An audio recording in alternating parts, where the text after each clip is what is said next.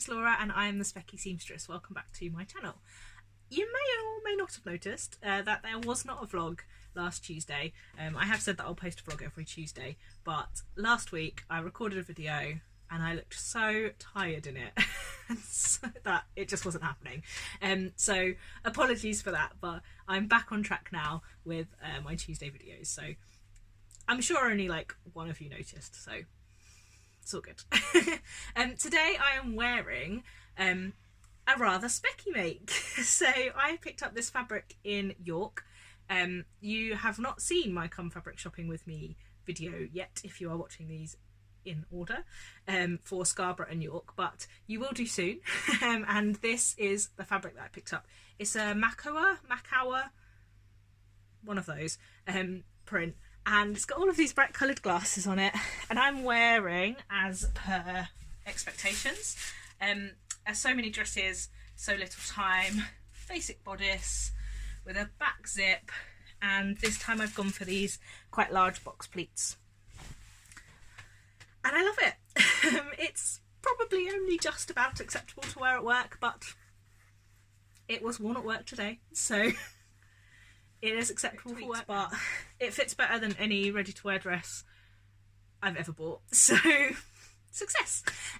Today I thought I would do a little bit of a then and now video. So it's a little bit of a pattern review of this pattern, the Butrerick B6169, which was on my Make 9 for this year, and I made it in January, and I loved it. I was really surprised with myself that I was able to make it. But reviewing my Make 9 in one of my Me Made May videos, I was reflecting that although I'd made some of these things, they probably weren't in my regular wardrobe rotation, and maybe they were patterns that I should try again. Because actually, I'm still really new to sewing, and I'm still learning lots every time I make something. And I think that some of the makes, you know, weren't to my best ability, or they were at the time, but I've learnt a lot since then. So I thought I would show you my sort of sewing progression in this pattern. Now, this pattern I picked up from Minerva Crafts when Butrerick patterns were on sale, and I don't think that the pattern cover does it much justice. Do you? I really like Moto jackets. And I have to say, I normally have bought Moto jackets that have big collars as well. But one, just the open jacket, that's not going to focus properly, is it? The open jacket, I don't know, it's just, I don't think it fits this lady very well. And I don't think it looks great. Two, it comes with this pretty shapeless dress.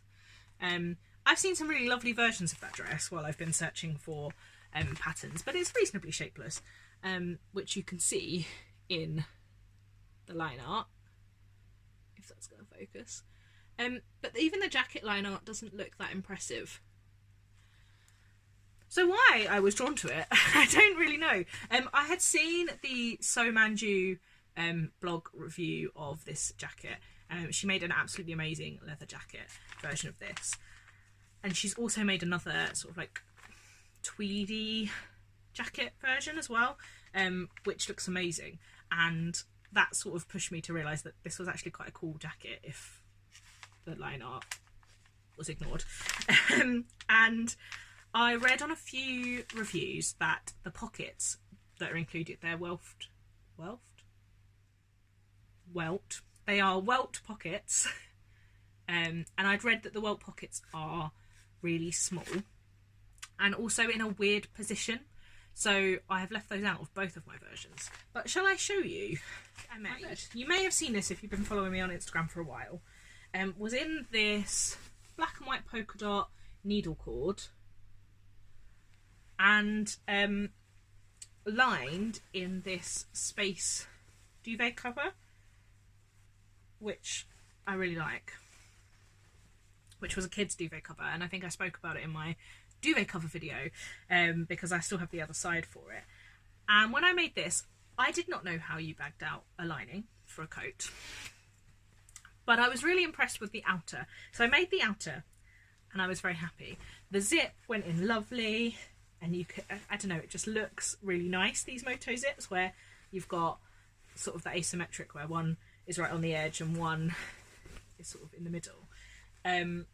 And the sleeves went in really nicely, which was cool, although I do have a couple of pleats in here.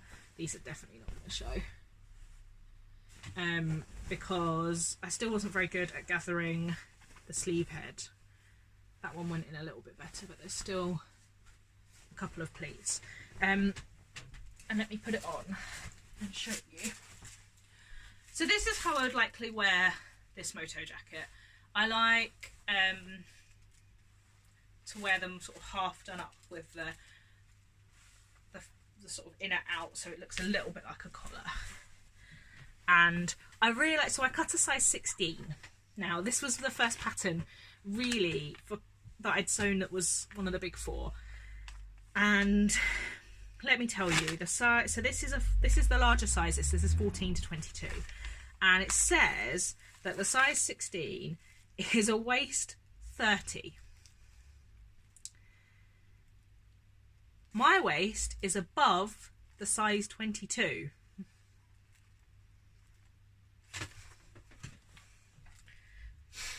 I would say this fits pretty well. I don't know what is up with Big Four sizing. The ease is ridiculous. So the finished garment measurements are not on the packet, they're on the paper, and I'm not gonna have a look, but it says the lower edge width for a size 16 is 44 inches for a waist of 30 and a hip of 40.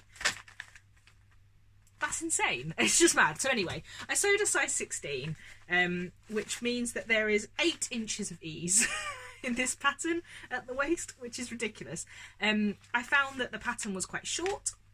I had read on Sew Manju's website, so she used a 20-inch zipper rather than an 18-inch zipper, and I think that is sensible.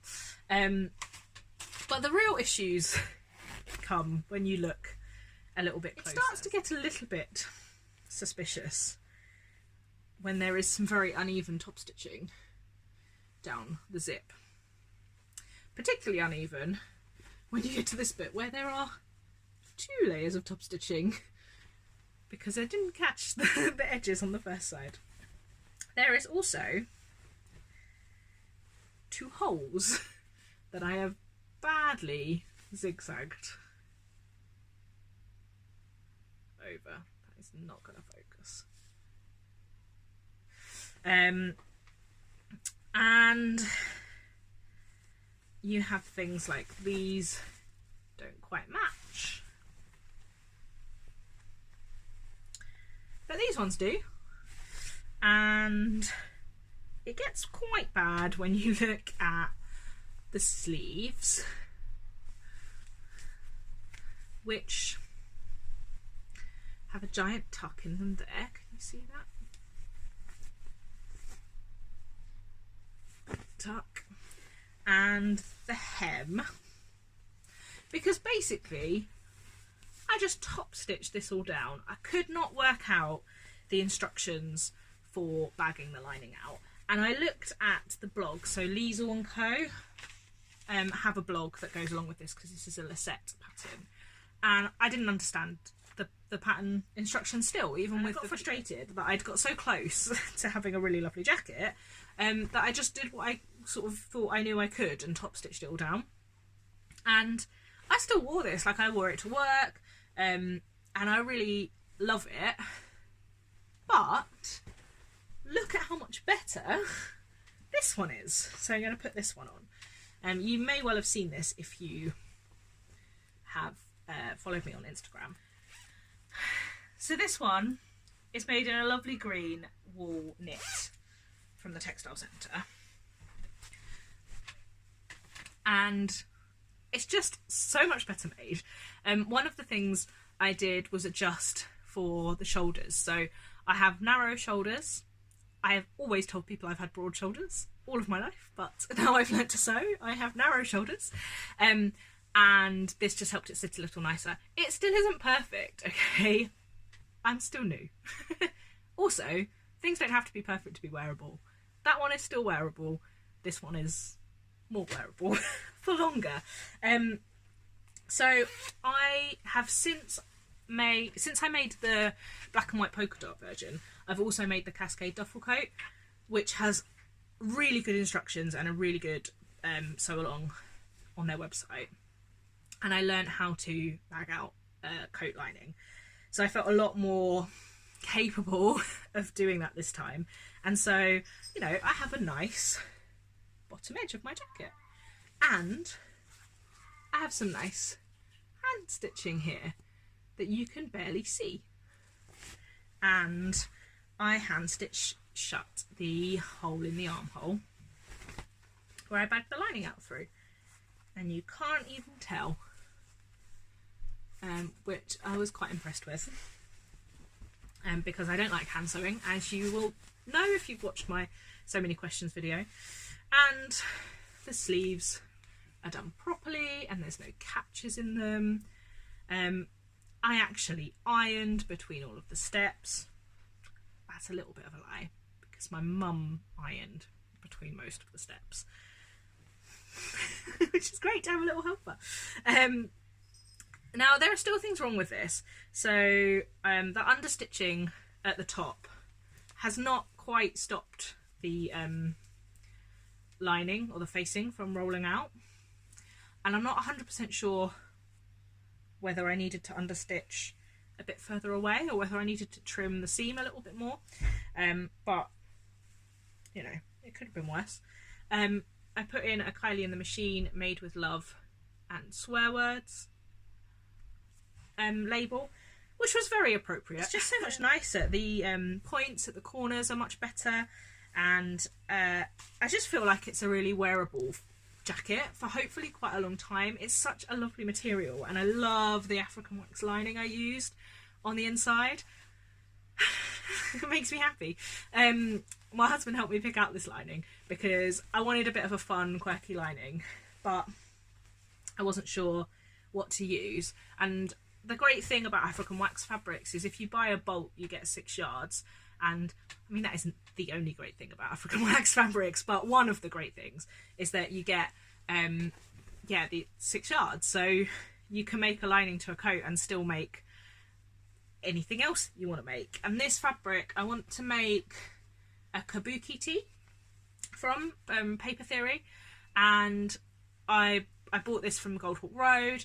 It was £10. I bought 6 yards, so I have quite a lot of it, and I don't see me in a dress in this. I mean, I might change my mind, but it's quite a lightweight wax, so I think a kabuki tee will be quite cool, but using up some in a cool lining is a great way of getting it done. I just wanted to sort of reflect really on how this is a journey and that we're all learning all of the time, and that I've said several times in my vlogs that it doesn't have to be perfect to be wearable, and I'm a huge believer in that, and only really starting to look at the making the insides pretty in my garments and kind of perfecting the finishing touches. But it was really nice to reflect on the fact that, you know, I've made this pattern twice with a reasonable chunk of time, sort of 6 months between them, and it was nice reflection that I am improving and things are getting better. And I think it might be time to retire this one. And I love this black and white needle cord, and I am tempted to unpick it all and try again, because probably with a different lining, because this is just a bit too plasticky, I think. But how cool would that be with this lining? The light bulbs fabric, which if you've seen my latest top make, my pattern swap, how cool would that be on a lining to a black and white polka dot jacket? So yeah, I'm considering it. I got this out of 2 meters of fabric, and it was quite close, quite tight. So I don't know if unpicking it will mean that that's kind of impossible, but I might give it a go because it would be quite cool, I think.